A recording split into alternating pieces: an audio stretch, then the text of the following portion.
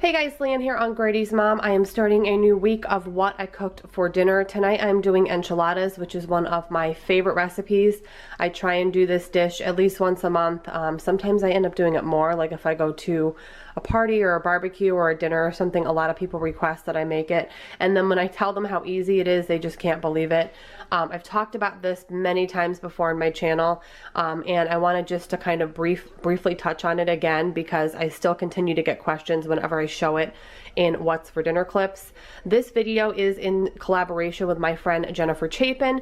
She is an amazing YouTuber who does a lot of great food ideas, meal prep ideas, what's for dinner, what I eat in a day, that kind of thing. She currently does the keto diet and like kind of low carb most of the time, not all of the time, but definitely check out her channel when you're done watching this video and go check out her video of what she cooked for dinner for the week, because you're going to get a lot of great ideas, and her meal prep videos are amazing. So all you need for this recipe is some ground beef, some enchilada sauce. I always get the Old El Paso red enchilada sauce, and the recipe is actually right in the back, and this is all you need. And once this dish is assembled, you would never know that it was this few ingredients.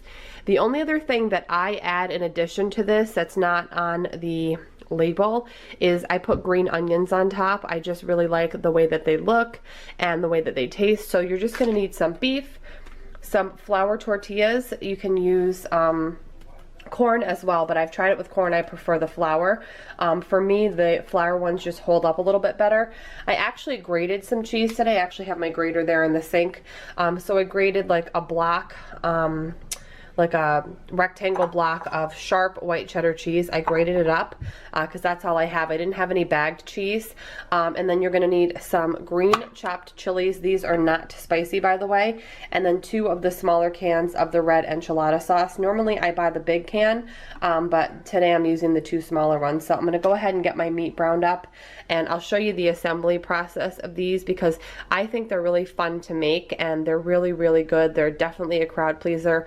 It's actually a Sunday today that I'm starting this, and I'm going to assemble these now because we have some people coming over later for football, and all I'll have to do later is pop the tray of these in the oven. So I'll be back with you guys to show you the assembly of these. All right guys, so we are ready to top.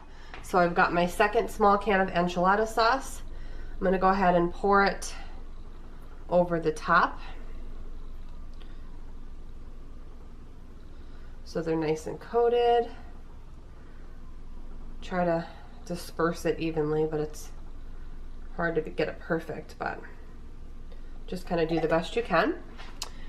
So we've got the enchilada sauce, and then I'm going to take my cheese and put the nice sharp white cheddar. This is a Cracker Barrel, I believe, or Cabot sharp cheddar, the white sharp cheddar. So I'm going to put that over the top. I like it when it gets all melty and bubbly on top. And cheddar is my favorite cheese to cook with, hands down. Just gonna get all the cheddar on there out of the bowl. So it looks like 1 brick was perfect. And then lastly, I've got my green onions, and I love these a little too much. So I'm gonna put some green onions on top. And I actually save a lot of the green onion. I probably put, I don't know, maybe 1/3 of it. No, maybe like 1/4 of it on, and then I'm gonna bake it. Let me take the camera up. I'm gonna cover this now, pop it in the oven later. I usually pop it in the oven with the aluminum foil on top, and you're gonna bake it around 375. And I bake it with the foil on for like 20 minutes, and then I'll take the foil off for the last 10. Sorry guys, of course my phone rang. But anyways, what I was saying is I usually bake it around 375 aluminum foil for about 20 minutes or so, and then I'll take the foil off for like the last 10 to 15, maybe like 12 minutes. Just because I like it to get a little browned and crispy on top. These are very easy to overcook. I've done it before. Not to the point where they are burnt, but they will dry out. So you really have to keep an eye on them after you take the foil off. So yes, I will show you the final tray when it comes out of the oven later. Probably won't show it all plated up since we're having people over and there's going to be several different plates and I don't want to like walk up to everybody while they're eating. Does that make sense? But I'll show you how bubbly and good they look when they come out. But anyways, this is really easy. You should definitely try this, and I'll see you guys later.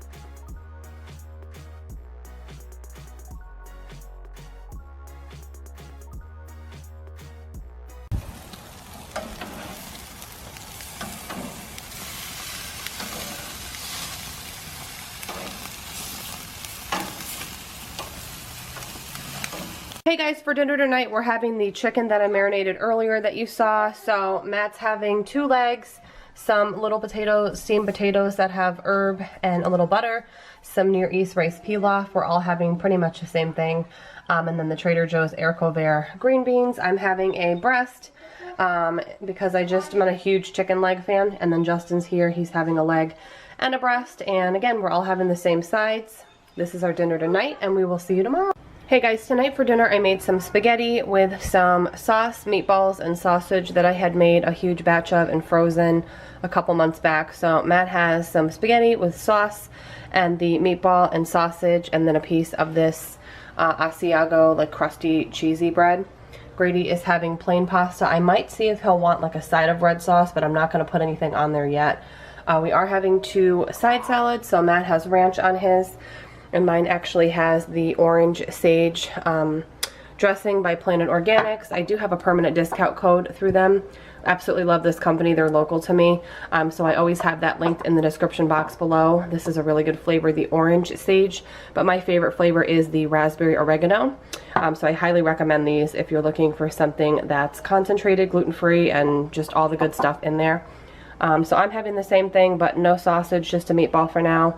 And we're going to dig in. I have some Parmesan cheese to put on. And this is dinner tonight. We'll see you tomorrow. Alright guys, for dinner tonight I am making my favorite soup, which I have made for years. I honestly cannot remember where I got the recipe. It might just be a variation of something that maybe I saw and made up. But this is how I've been making it for years. I started making it back when I was 18, when I moved out of my parents' house. And today I'm going to use, making a little bit smaller of a batch than usual. This is just some Jimmy Dean regular pork sausage. It's one of those ones that comes in like a casing, like a plastic wrapper, and then it's about 1 pound. So I'm going to use about a half of this, and the other half I'm just going to put in the fridge to use maybe like in an omelet or something, or quiche. But I'm going to use half of this. I have my carrot, celery, and onion cut up. Again, I'm making a little bit less than I usually do. So normally I would do a little bit more onion, celery, and carrot. You're going to need some tomato sauce. Any brand will do. Since I am making less, I'm using a smaller can than I normally do. This is like the size of like a, I don't know, kind of normal-ish regular canned item, 15 ounce. And then I'm using some cannellini beans, which I have in my sink, all drained and cleaned off. You're going to need some minced garlic. You can obviously use fresh, and some chicken broth. And normally I serve this with some ditalini in it, pasta, but I actually have leftover already cooked spaghetti from the other night. So what I will do when this is almost done cooking is I'll take out what I need in here, and then I'll actually chop it up into smaller pieces so it's not, you know, huge long strands of spaghetti. So I'll take the cooked pasta, chop it up, and then toss it right in here right before I plate it up, since this is already cooked. So let me go ahead and get some of my stuff into the crock pot, and I'll show you just how easy it is. I'm going to add a few seasonings as well. Alright, so I've got about half the meat in. I've got my veggies in. I'm going to add my tomato sauce right in. And my beans. I love beans. I like white beans. I'm going to add my garlic in. I'm going to do a nice heaping tablespoon. I'm going to add some black pepper, some crushed red pepper flakes for some heat, a nice generous shake of oregano, and then some garlic powder as well. Not too much because I already put the minced garlic in.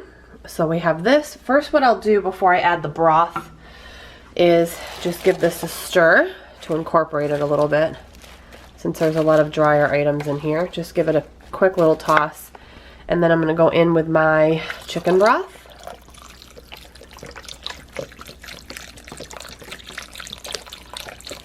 Let me just eyeball and see if I need a little bit more. I don't want it too thick because I am going to add some pasta, which soaks up some of the liquid. But I don't want it too thin either because I like it kind of medium. I don't like it too thick, but I don't like it too thin. And this will thicken up a little bit anyways, just in general, when it cooks. So give it a nice, I'm going to give it a nice stir. I think I'm going to add just a little bit more chicken broth. And I can always add another splash down the road if it needs it. It's just such an easy dish, guys. You can use, if you don't eat pork, you could use ground turkey. You could skip the meat altogether, and instead, in place of the meat, you could add maybe black beans or a second bean to it. And all this is put the lid on.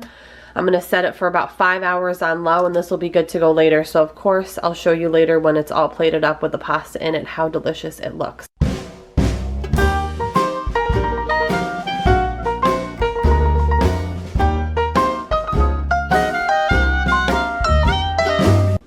So for dinner, our soup came out like this. I added the cooked leftover spaghetti noodles that I just cut up into smaller pieces, and then some of the leftover Asiago crusty bread. I just toasted it up and put a little bit of butter on it. So Matt and I are having a nice good sized bowl of it. I might put a little bit of Parmesan cheese on top.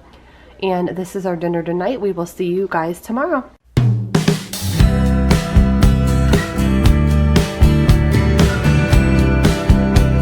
Hey guys, for dinner tonight I did my stuffed turkey burger patties with feta cheese and baby spinach. I have a recipe video on it. I'll link it down below.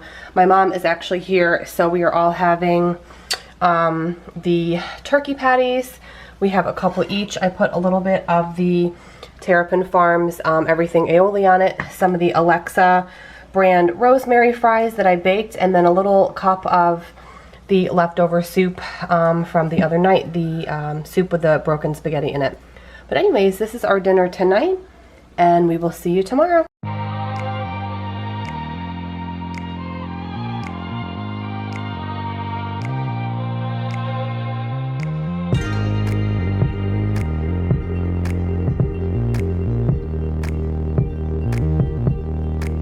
Hey guys, just wanted to share really quick the spiral slicer that I have. I actually bought one of these for a friend last year, and she loved it so much that I actually asked my parents to get me one for Christmas. It was very inexpensive.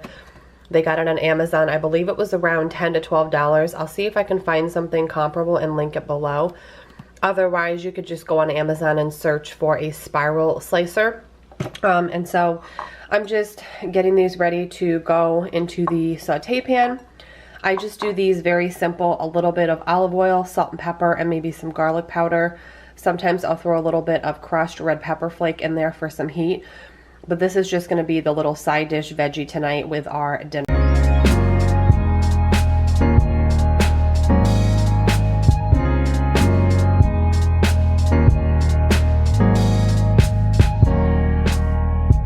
Hey guys, so for dinner tonight I made some sauteed, kind of crispy shrimp. I like to get the pan really hot and get the edges really crispy.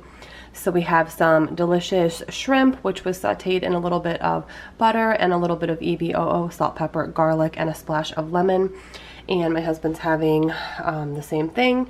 The only difference is I opted for the zucchini noodles, the zoodles, over the peasant bread. This is a loaf of fresh peasant bread from the bakery, and I'm just gonna go with the zoodles instead of the bread. We each have some tomato salad from my mom's garden with a little bit of EVOO, salt and pepper. It really doesn't need anything else. It's that delicious. And then we have some of this Spanish style organic quinoa with red bell peppers and onion. It's actually by Seeds of Change, which is a really good brand, and it's just really tasty. So this is our dinner tonight. I hope you guys enjoyed seeing what I cooked for dinner this week. Definitely don't forget to check out Jen's channel and video. After this one, I will link it down below. If you are coming over from Jen's channel, I do have an entire playlist of what's for dinner videos that I will link in the description box as well. Thank you guys so much for watching, and I will see you in my next video. Bye guys.